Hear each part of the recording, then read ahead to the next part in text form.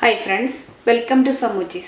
Samoochis ഇന്നത്തെ recipe ഒരു variety റെസിപ്പിയാണ് കപ്പയും ബീഫും കുഴച്ചത്. അതിനുവേണ്ടി ഞാനിവിടെ എടുത്തിരിക്കുന്നത് 1 കിലോ ബീഫ് എടുത്തിട്ടുണ്ട്. ഇത് ബോൺലെസ് ബീഫാണ് എടുത്തിരിക്കുന്നത്. പിന്നെ ഞാനിവിടെ എടുത്തിരിക്കുന്നത് കപ്പ. സാധാരണ എല്ലാവരും പച്ചക്കപ്പ വെച്ചിട്ടാണ് കപ്പയും ബീഫും ചെയ്യുന്നത്.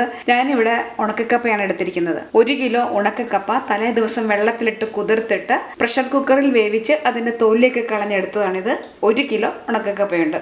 അത് വേവിച്ചെടുത്തത്. ബീഫ് മസാല തയ്യാറാക്കുന്നതിന് വേണ്ടി മീഡിയം സൈസിലുള്ള 4 സവോള നീളത്തിൽ അരിഞ്ഞെടുത്തിട്ടുണ്ട്. 2 ടീസ്പൂൺ ഇഞ്ചി വെളുത്തുള്ളി പേസ്റ്റ്, അല്പം കറിവേപ്പില, ഒരു 6 പച്ചമുളക്. ബീഫ് മസാല തയ്യാറാക്കുന്നതിന് ആവശ്യമായ സാധനങ്ങൾ: 1 ടീസ്പൂൺ കുരുമുളക് പൊടി, 1 ടീസ്പൂൺ ഗരം മസാല പൊടി, 1/2 സ്പൂൺ മഞ്ഞൾപ്പൊടി, ആവശ്യത്തിന് ഉപ്പ്, 2 ടീസ്പൂൺ മല്ലിപ്പൊടി, 1/2 ടീസ്പൂൺ മുളക് പൊടി, 1 ടീസ്പൂൺ മീറ്റ് മസാല. മുളക് പൊടി ഒരു സ്പൂൺ നല്ല മുളകും 1/2 സ്പൂൺ കാശ്മീരി മുളകും കൂടെ മിക്സ് ചെയ്തതാണ്. ആദ്യം നമുക്ക് ഈ ബീഫ് ഒന്ന് വേവിച്ചെടുക്കണം. ഒരു പ്രഷർ കുക്കർ എടുക്കുക. അതിലേക്ക് നമ്മൾ കഴുകി വൃത്തിയാക്കി വെച്ചിരിക്കുന്ന ബീഫ് ഇട്ട് കൊടുക്കുക.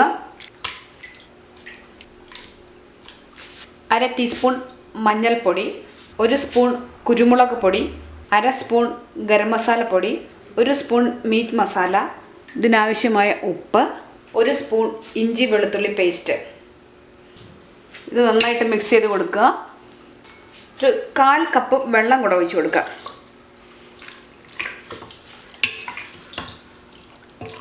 ഇതടച്ച് നമുക്കിതൊന്ന് വേവിക്കാം. ബീഫ് വെന്ത് വരുന്ന സമയം കൊണ്ട് നമുക്ക് അതിനാവശ്യമായ മസാല തയ്യാറാക്കിയെടുക്കാം. അത് ഞാനൊരു പാത്രം വെച്ച് എണ്ണ ഒഴിച്ചിട്ടുണ്ട്. അതിലേക്ക് നമ്മൾ എടുത്തു വെച്ചിരിക്കുന്ന സവോള ഇട്ട് കൊടുക്കാം. മീഡിയം സൈസിലുള്ള 4 സവോളയാണ്. അത് എണ്ണയിലേക്ക് ഇട്ട് കൊടുത്ത് നന്നായിട്ട് വഴറ്റിയെടുക്കണം.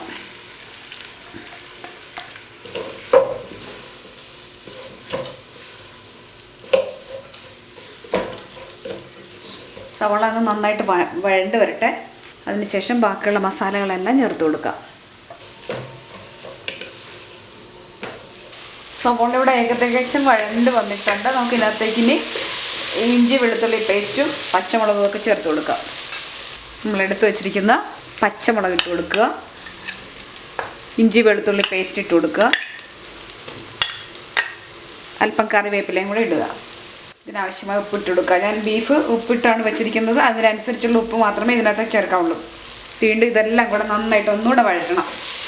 ഈ ഇഞ്ചിയുടെയും വെളുത്തുള്ളിയുടെയും പച്ചമുളകിൻ്റെയൊക്കെ പച്ചച്ചുവയൊന്ന് മാറുന്നവരെ വീണ്ടും നന്നായിട്ട് ഇത് വഴറ്റിയെടുക്കണം. ഇത് പച്ചച്ചുവയൊക്കെ ഒന്ന് മാറി വരട്ടെ.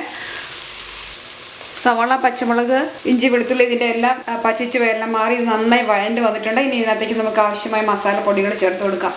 ആദ്യം 2 സ്പൂൺ മല്ലിപ്പൊടി ചേർക്കുക. 1/2 സ്പൂൺ മഞ്ഞൾപ്പൊടി.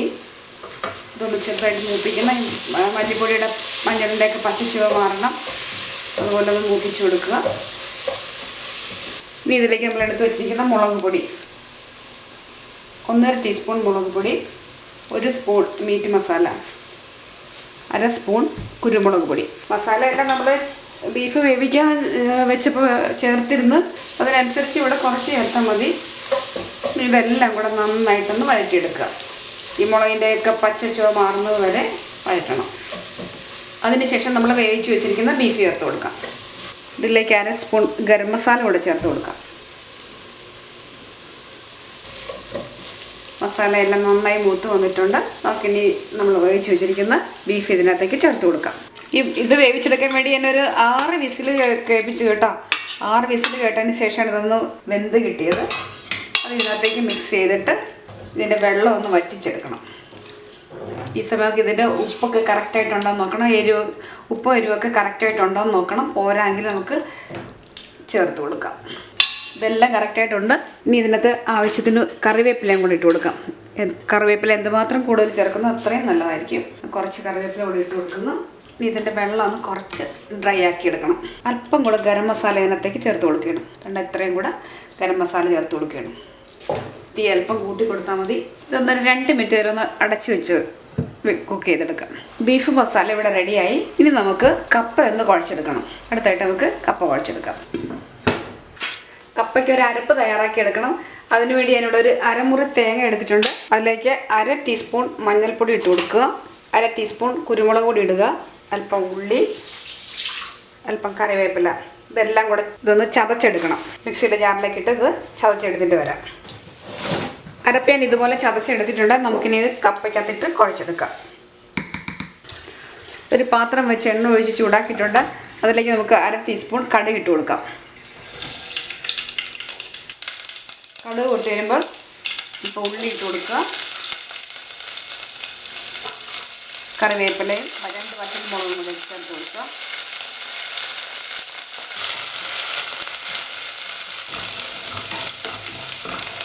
ഇനി ഇതിലേക്ക് നമ്മൾ അരച്ച് വെച്ചിരിക്കുന്ന തേങ്ങാക്കൂട്ട് ഇട്ട് കൊടുക്കുക. അരച്ചല്ല, ചതച്ചെടുത്താണ് കേട്ടോ. അത് ഇതിനകത്തൊക്കെ ചേർത്തിട്ട് ഒന്ന് ചെറുതായിട്ടൊന്ന് മൂപ്പിച്ചെടുക്കണം. ഇതിൻ്റെ പച്ച ചുവ ഒന്ന് മാറുന്ന വരെ ഒന്ന് മൂപ്പിച്ചെടുക്കുക. ഇതിലേക്ക് അല്പം വെള്ളം ഒഴിച്ച് കൊടുക്കുക. അരപ്പിൻ്റെ പച്ച ചുവ മാറിയിട്ടുണ്ട്. ഇനി ഇതിനകത്തേക്ക് നമ്മൾ വേവിച്ച് വെച്ചിരിക്കുന്ന കപ്പ ചേർത്ത് കുഴച്ചെടുക്കാം. കപ്പ ഞാൻ ഇതിനകത്തേക്ക് ചേർത്ത് കൊടുക്കുകയാണ്.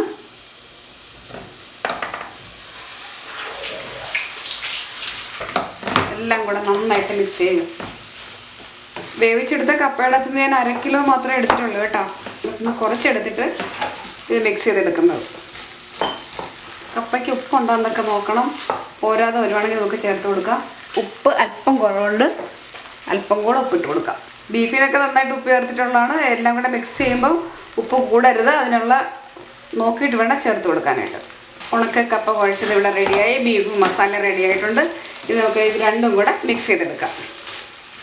കപ്പ ഇവിടെ ഞാൻ കുഴച്ചെടുത്തിട്ടുണ്ട്. ഇനി ഇതിനകത്തേക്ക് നമ്മൾ വേവിച്ച് വെച്ചിരിക്കുന്ന ബീഫ് വരട്ടിയത് ചേർത്ത് നന്നായിട്ട് മിക്സ് ചെയ്തെടുക്കാം. എല്ലാം കൂടെ നന്നായിട്ട് മിക്സ് ചെയ്യാം.